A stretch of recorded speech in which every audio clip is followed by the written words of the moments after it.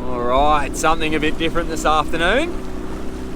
I've got Thomas with me and I'm going to go shark fishing, but I've got to get a livey first. I'm not going to use you.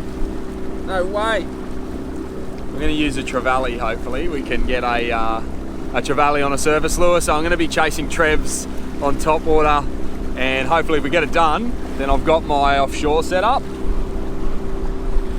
which I've now realised is a little bit small for what I've been doing out offshore, but I'm going to use that tonight and try and get a bull shark in someone's backyard. I'm heading down to a drop-off point to drop Thomas off. He's just come for a little bit of a ride in the boat. He wants to go top speed the whole time. But we're just going to cruise down, drop him off, and then get serious. Bit of fun, buddy? Mm-hmm. Good boy. Yeah. You say, hey YouTube. Hi YouTube. Daddy, that's so top speed. Alright. Whoa, is that good? Alright, I've just dropped Thomas at the ramp. Lauren's come down to pick him up, and they're on their way home for dinner. But we're going to chase a trev, and I'm going to use this Duo Realis. I think it's an 85, yeah, it's an 85 pencil. It's got a beautiful little knocking sound in it, and that's what I'm going to use to catch our livey, hopefully. The sun's just about to go down. I've got about half an hour of light, so it's prime time top water stuff for these trevally. It'd be better if we had a little bit of run, but I'm in this lake and it's fed by a series of gates. So when the gates open, that's when you get those bite times. I was hoping I'd get it right now, but it doesn't really matter. We'll get after it anyway. Hopefully there's a few trevs and they're willing to take this little pencil. I've got some other options in. I've got a little sugar pen, so I might use that and downsize if I'm starting to struggle and can't get the livey. But I'll show you what I'm using, the gear that I'm using. I've just got like a really light setup. This is like a little 7-foot fluger, and I'm just running like 6-pound line with an 8-pound fluorocarbon leader for the trevs. And ideally I want something about just under a foot long, I reckon. And then I've got my offshore setup that I've been using on my ski, my really light, really small setup.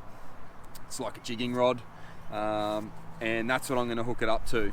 And the rig that I've got here, some party balloons, some white ones so I can see them, and then these are rigs. I just grabbed these out of the shed I've had for years, just sitting there.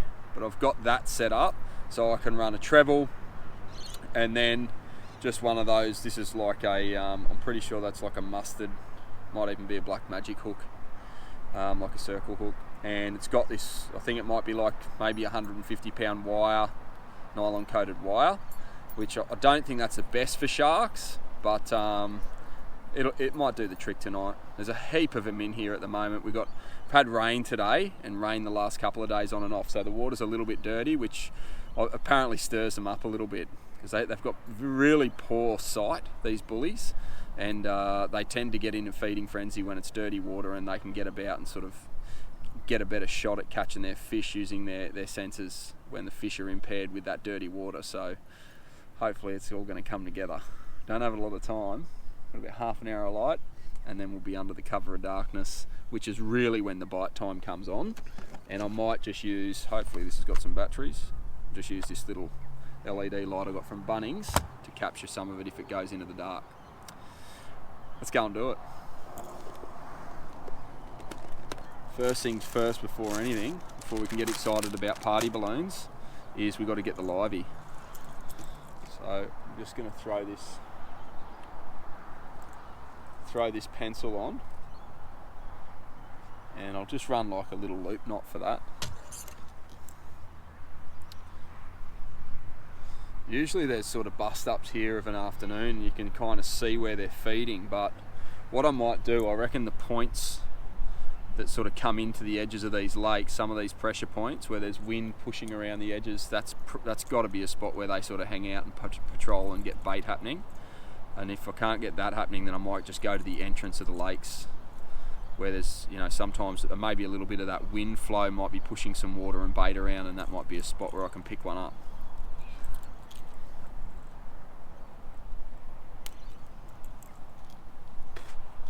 getting excited about catching a shark, but it's got to get the liveys first. That can be a challenge in itself. Heaps of fun though, these Trevs, big eyes, whatever they are.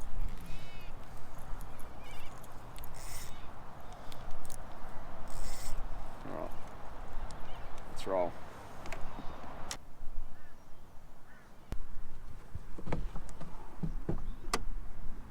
What I might do, just as I'm heading over to the spot, so I don't waste time if I've got my good livey, just going to rig this one up and get it ready anyway.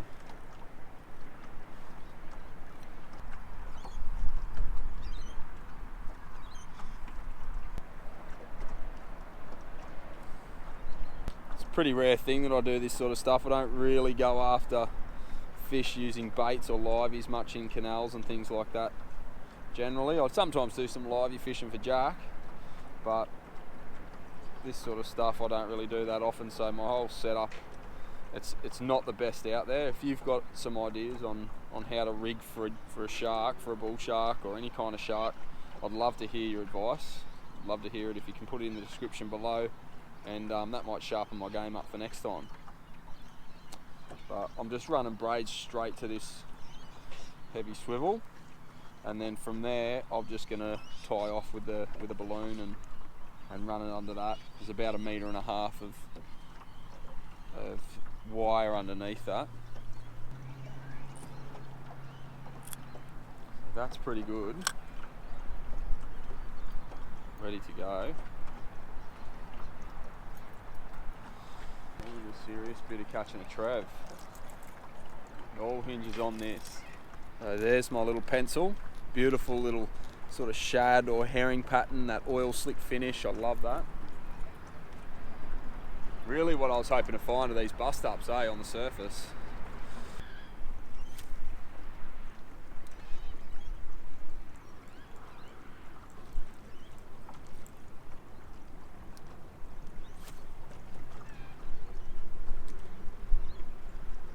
Alright, I'm going to try something a little bit different.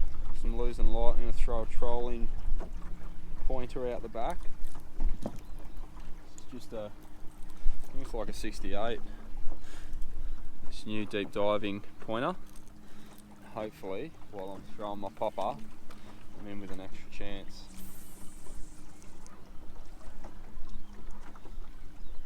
Yep. Because there's not a lot of surface action happening. There's like basically just seen tiny little bust up, and it was a mangrove jack. That's all. So I'm going to throw that out the back and hopefully that can get it done. Chuck that one there.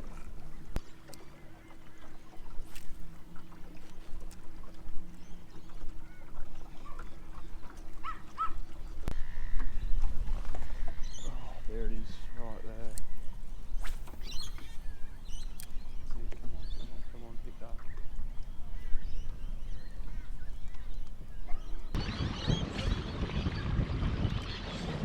Right, I reckon the gates are opening because there's a little bit of tidal flow starting to happen past this little bridge. So what I'm going to do is they sort of progressively open and the tide starts to rip out quicker and quicker, but I'm running out of light, so I've got to find like a little convergent point. I'm going to head around the corner here. It's real tight and hopefully that's going to kick the movement of the water into gear a little bit quicker and stir up the fish and maybe get a bite that way. I don't want to be out here at night trying to catch my livey. I want to have the livey in the water right on dark. That's the plan. So I reckon I've got about 15 minutes to get it done.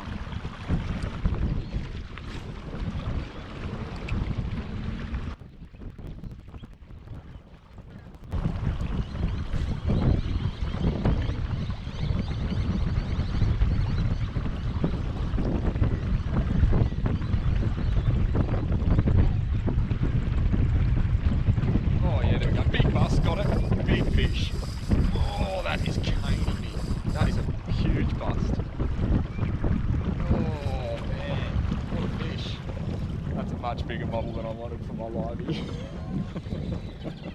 Missed me the first time. You might be able to see the disturbance out the back there. It was crazy. It's playing the game more than it should. Now come on. I don't want a really big one, to be honest, as a livey. And there's some massive ones in here. The first hit that smacked me was a really big fish. I think this might be the smaller of the two if there were two there. Just gonna ease up on it a little bit. No, so I don't want to pull the hooks on it. This is my chance at a livey.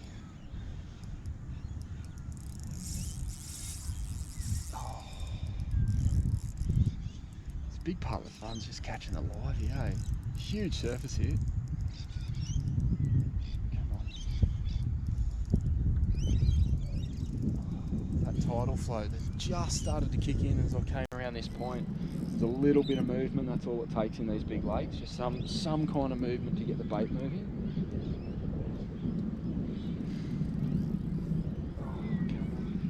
The other thing is I don't want this thing kicking around by itself without my big hooks in it. It might get taken by a shark at this time of night without it properly rigged. Come on. Come on.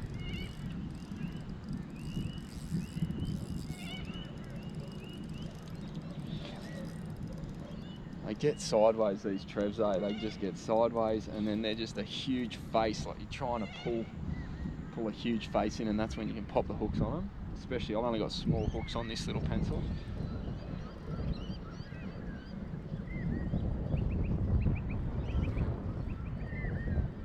I think it's bigger than what I really want, to be honest.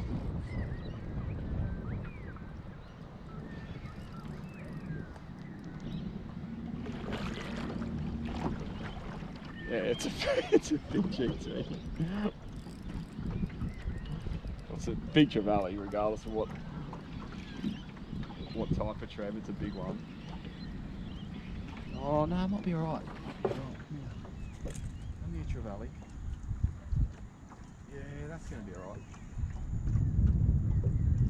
Come on, buddy.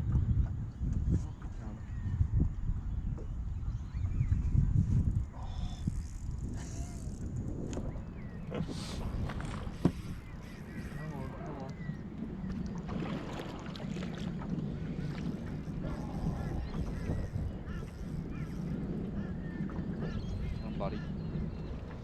This is all I want. I'm happy just to go with one livey. I don't want to keep another trev in the live well or anything like that. I just want to get one straight out for right now, like this bite time right now on dark.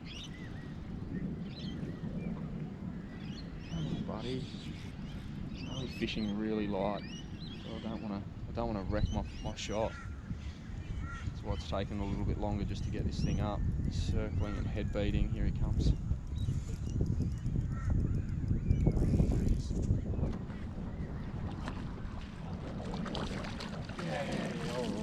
Take a look. Here's my little pencil. Check out this fish, eh?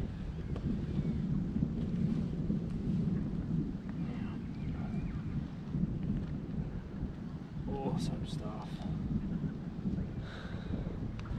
What a corker. He's on the big side, but I'm going to run it anyway. And if he doesn't get taken, then I'll just release him. See.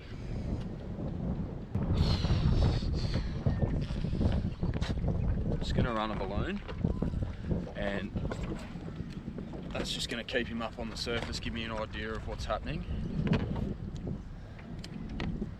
and I'll just run that through the swivel.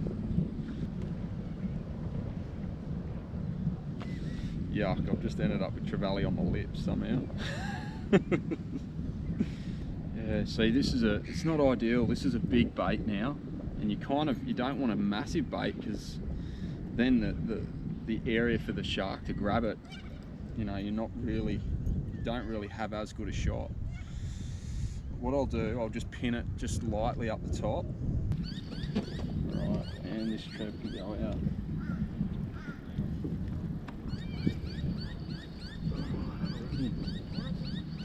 That is my livey. That's my livey. Crazy. I'm going to keep fishing, try and get a smaller, what I reckon would be a better livey. Because he's decent. You probably half actually keep him for yourself. Except in these lakes, a lot of them are, I don't think are that good for eating. I'm a bit of a snob when it comes to eating fish. Anyway.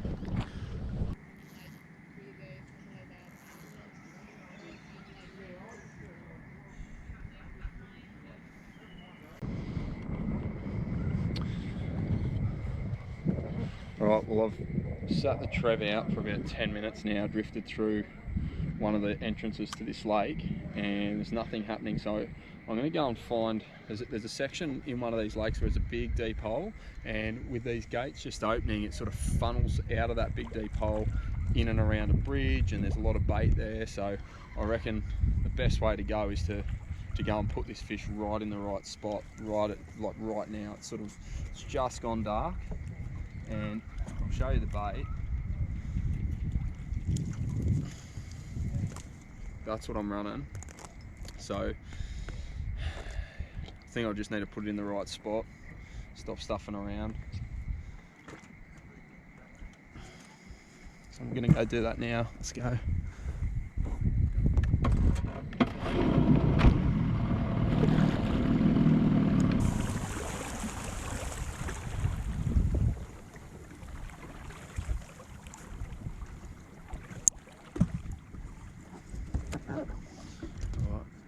Pulled up over the other end of this lake. I'm going to chuck this big thing in and hopefully pull up a massive bull shark. A little bit scary. Got to be honest with you. Don't do a lot of this stuff, mainly because you get a lot more enjoyment out of throwing lures around, but just want to give it a crack and just enjoy a different challenge, really. That's what it's all about. See what's out here.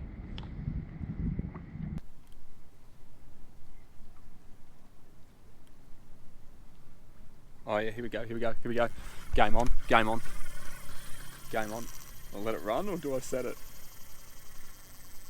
Holy dooly, this is nuts. Just hook it straight away. I watched it. He's dropped it.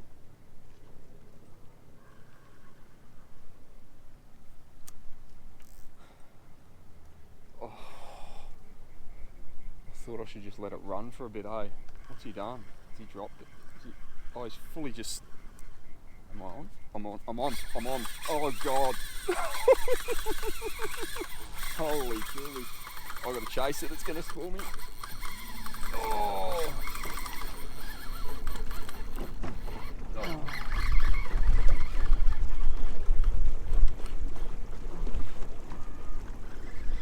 Oh, this is nuts. Oh. Buddy.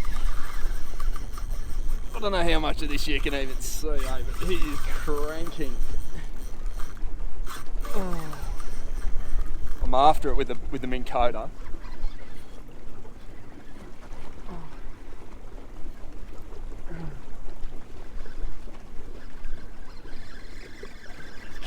He's come back this way. Get some line back on it, but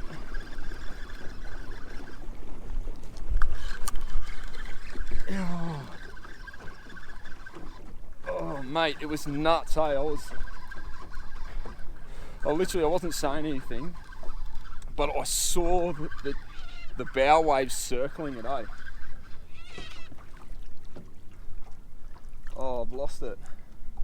No. Oh, dropped it. Gone. Oh man. I felt that hook pull too.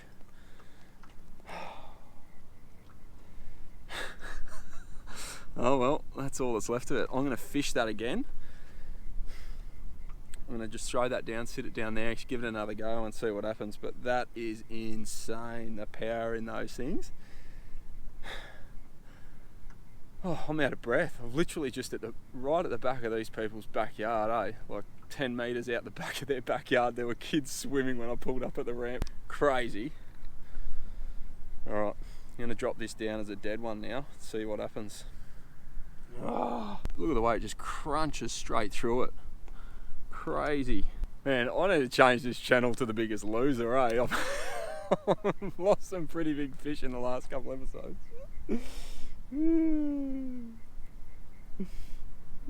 Although the Trev that I've used as bait wasn't a bad catch.